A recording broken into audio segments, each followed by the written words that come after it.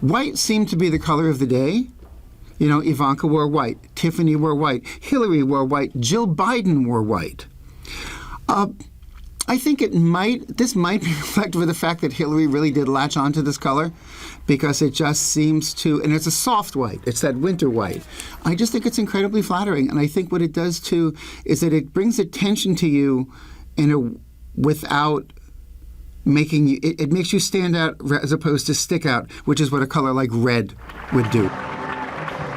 Incredibly simple. That's her taste. She's not a huge risk taker, but she dresses in that smart, sophisticated Upper East Side urban style. People want to assume that Trump's brassiness has sort of, reflected onto her. Yeah, that gauche life, those gauche signs and that gauche home that you look at, she had no part in their creation. Menswear 101 is your tie ends just above your buckle. It's just that simple. This is a man who wears Brioni suits. Handmade Brioni, custom-made Brioni suits, which for some reason don't fit. Ever. It looks like he and Melania could jump in and there's still room for the kid. They don't fit. The ties are awful. First of all, it's an awful color red. Even when he wears blue, it's an awful color blue. It's almost deliberate.